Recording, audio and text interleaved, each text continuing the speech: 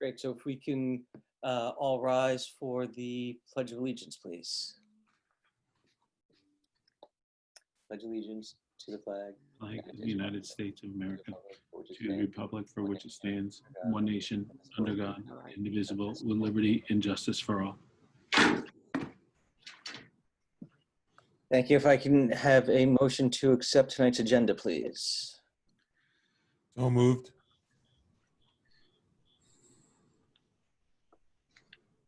Second. All in favor? Aye. Aye.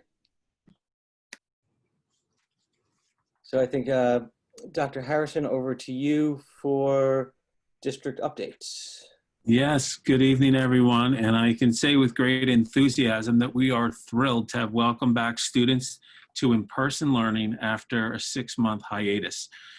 This week, as the community knows, we welcomed cohort A in our elementary schools yesterday and today. And in the secondary schools, the cohort A was split between yesterday and today. And then on Thursday and Friday, we'll welcome the other half of our students. I have to say that it was incredible to walk around, to see those faces, to see the excitement. As one can imagine, there was a mix of emotion, from pure joy and enthusiasm at all levels, to some somber tones. And, you know, the reality of what we're facing and living with really began to resonate for some in school, seeing students, spaced apart in classrooms, everyone wearing masks and, with having the attendance reduced as it is. But regardless, it was a really, really good couple days. Transportation ran well, protocols in schools for the most part went really well. We're reinventing a lot of how we do our business of schooling. And so as we developed systems on paper, those things that we piloted over the summer, those that we piloted in the first 2 weeks with faculty and staff during the weeks of distance learning have to be fine-tuned now that we have hundreds of students in each building. So things are going to get better, but we're really pleased with how things went. I want to be transparent that not everything was perfect. There were areas where we have room for improvement and growth. One that has been notable and certainly noted by many parents' frustration has been some of the challenges with the app. Here, I think we had some bad timing in that Apple released iOS 14 update, which complicated things for some folks because we were able to link a lot of the challenges with those who were using iOS 14. The app maker, which is Anonymous Alerts or K-12 Alerts, they are pushing out updates behind the scenes. They have some new updates that are being approved by Google and Apple for release that will go out hopefully within the coming days. But we're hoping that folks will continue to bear with us and be patient. I think it's just the pure volume hitting all of these services out there, whether using the product that we are or others. We're hearing similar feedback across the region. So we ask that you just please continue to be patient. My recommendation would be to not wait until between 7 and 8 a.m. Try doing it earlier in the morning. But as I said in my recording the other night, don't do it the night before. We need the screening completed that morning. And also on some phones, we've heard when folks turned on location services on your device, it was able to go through more successfully. If you have frustration with the app, you can try the online form that is linked on the website. But we're committed to working through it. Carol Stein and I met with the app developers yesterday. And they told us all the things that they're doing to mitigate the challenges, and I'm confident that we'll be there. We also have had some glitches with Wi-Fi, and frustrating because we put a tremendous amount of work into enhancing our Wi-Fi infrastructure across the district.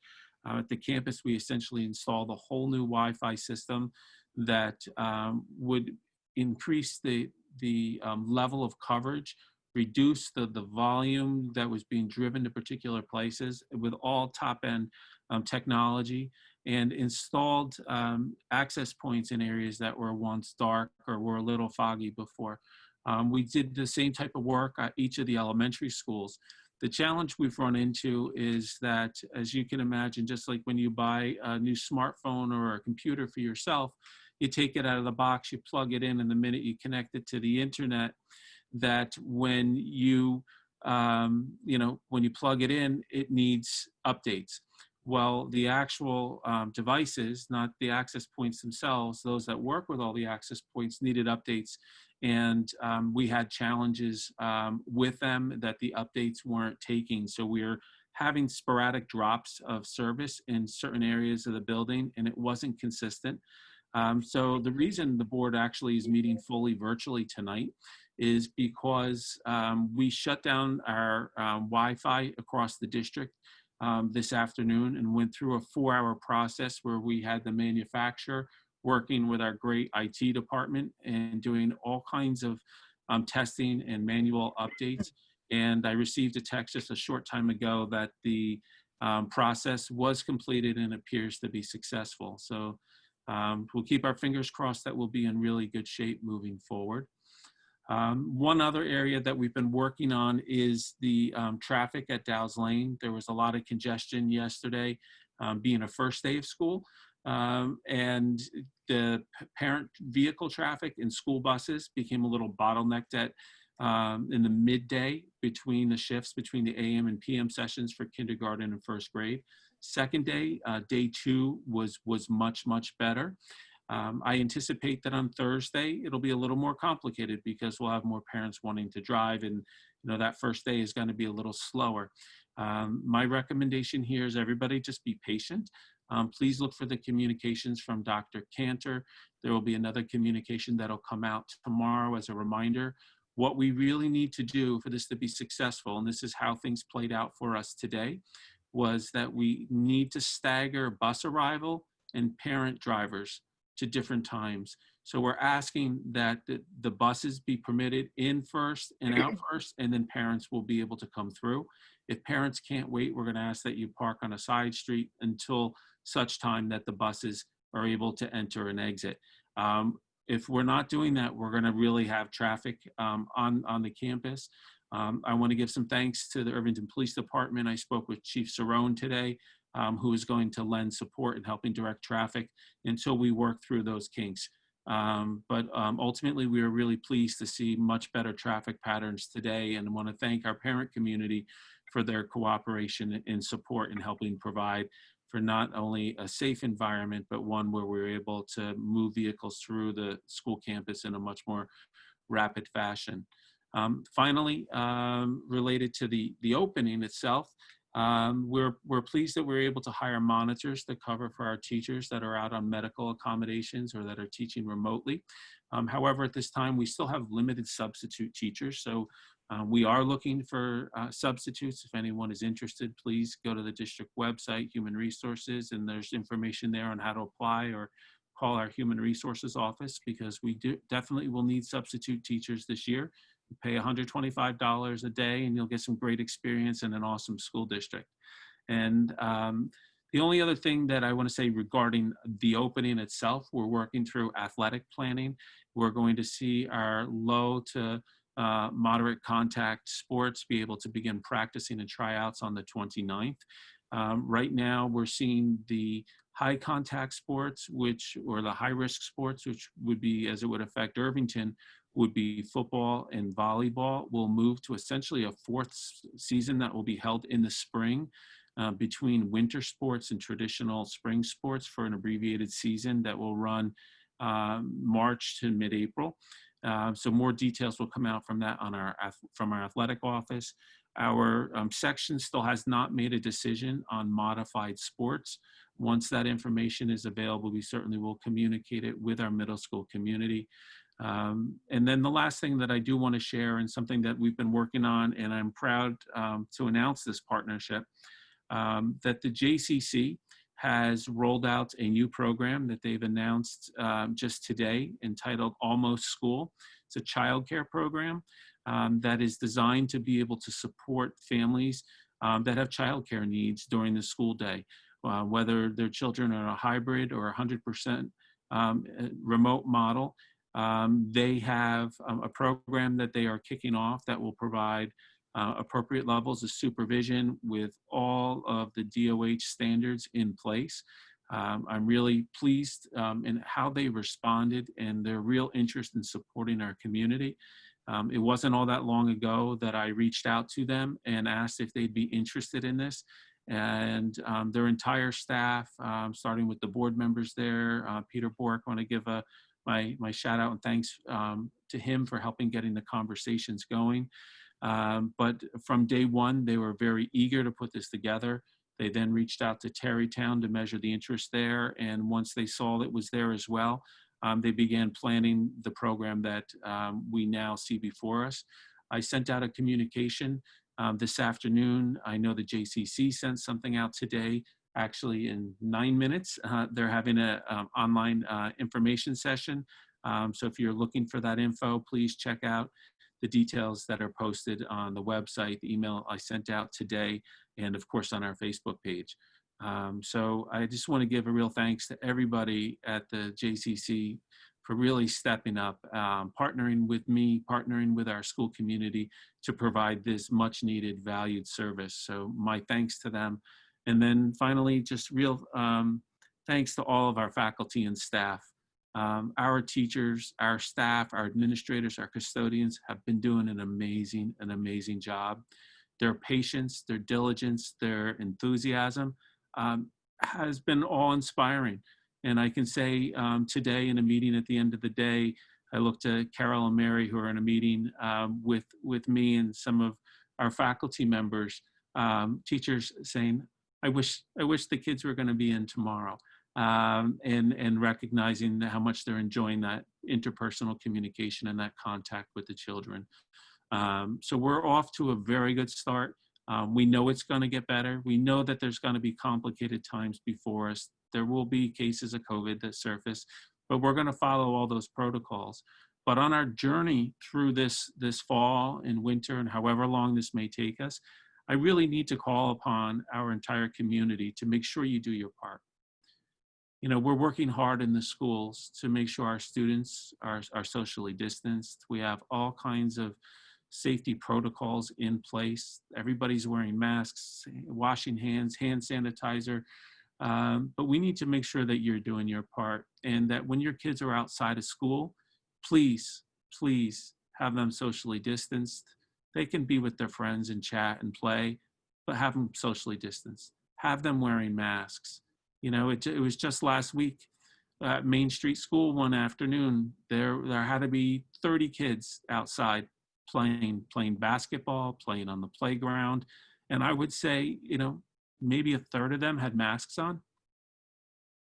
That should be a concern for all of us, because I can tell you, as your superintendent, as a teacher, as a dad, it concerns me. We need to make sure that our kids are safe. We need to make sure that our schools are safe, and we need your support from the home front to make sure you're doing that. We need to be aware, and you need to be mindful of asymptomatic spread, that your child may look well, your child may feel well, but they could have the virus, and they could be spreading it to others without even knowing it. And, you know, if your child is asymptomatic and they're out there playing with a friend or chatting with a friend, but they're keeping 6 feet apart and they have a mask on, our level of concern is going to drop. The level of risk is going to drop.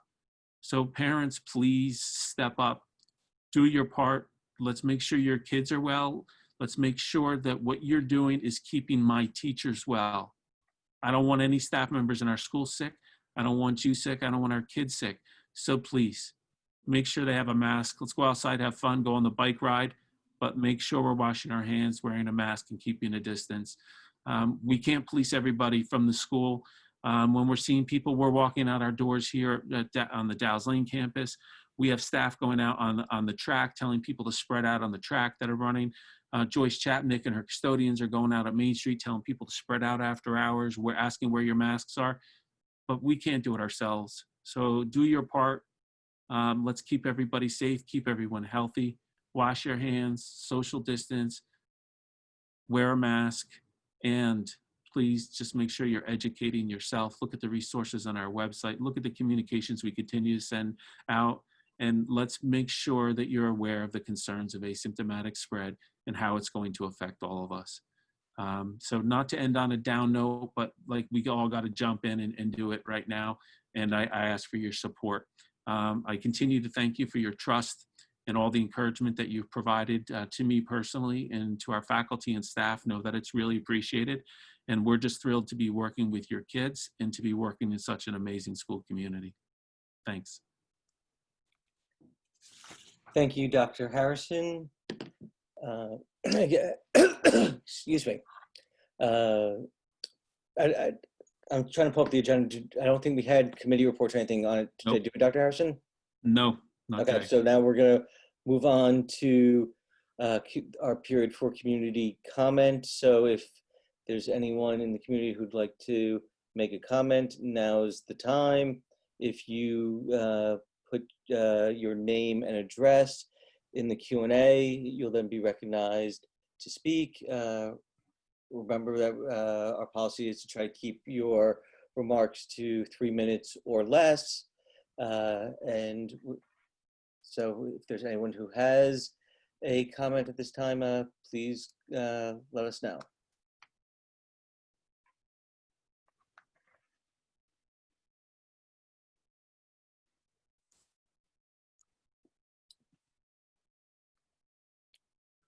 So not seeing anyone at this point, we'll move on to our consent agenda. And then if there's anyone who wants to make a comment, you can still have an opportunity after the consent agenda. So as we go on to the consent agenda, do the trustees have any questions regarding the consent agenda?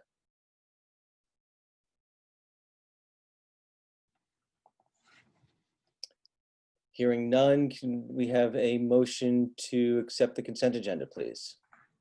So moved. Second. All in favor? Aye. Aye. Aye. Aye. Aye. And Brian, as I always like to do, Yep, just to go pause ahead. to welcome.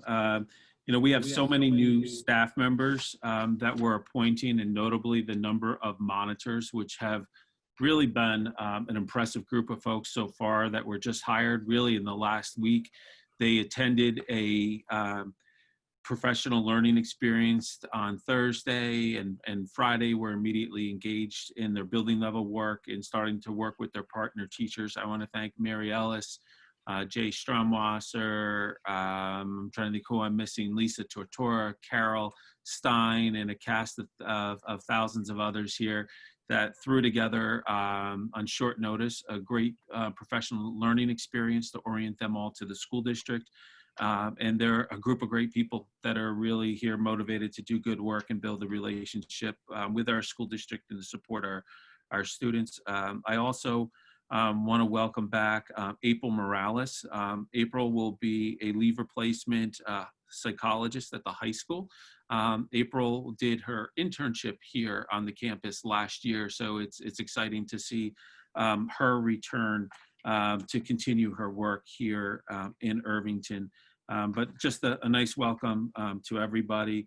And I know that we also have a grant on here, but I will certainly defer to Mr. Friedman if you would like to say any thanks to IFA for their donation towards the diversity work. Yes, certainly. I was going to add on to your comments, but I'll pick it up now. As I think everyone's aware, the district has been engaged in work with NYU to enhance our diversity and inclusion efforts in the district, and we greatly appreciate the IFA's donation to support those efforts within the district and to partner with all of us in this important work. So again, thank you to the IFA for their support. Great. And while not on the agenda yet, I do just want to share that the PTSA and the IEF are also both funding two separate grants related to that, $20,000 each. So the community support of the initiative that we've outlined as a school district, the work that we've committed to on the topic of fighting racism, ensuring equity and inclusion in our schools, is well funded by different corners of our community, from two tremendous partner groups in the PTSA and IEF, and of course, our own Irvington Faculty Association, where they're offsetting the cost of this necessary expenditure by $41,000. So to each of the three organizations, thank you so very much for your support and helping make all this critical work possible. Thank you, Dr. Harrison. So again, we're back now to community comment. If anyone has a comment, please let us know.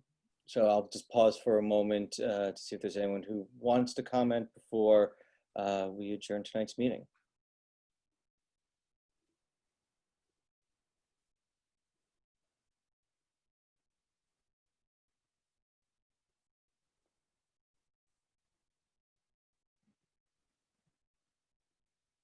So seeing none, thank you, everyone. Our next meeting is it October 6th. October 6th, 7:30. Hold on. I'll finish the announcement, then we'll go to the question that popped up. 7:30, hopefully we'll be back meeting in the CPR with the rest of the community via Zoom at that time. And we have Stephanie Fonseca, 25 Eiler Lane.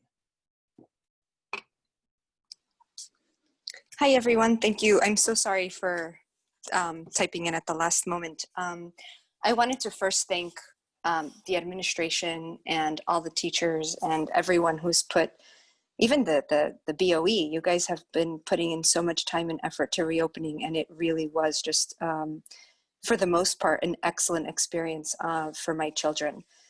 The one very small thing that I know I've brought up and I'd like to bring up again is, and it's not a small thing actually, but I guess relative to the entire reopening it is, the specials for kindergarten and first grade continue to be a huge issue.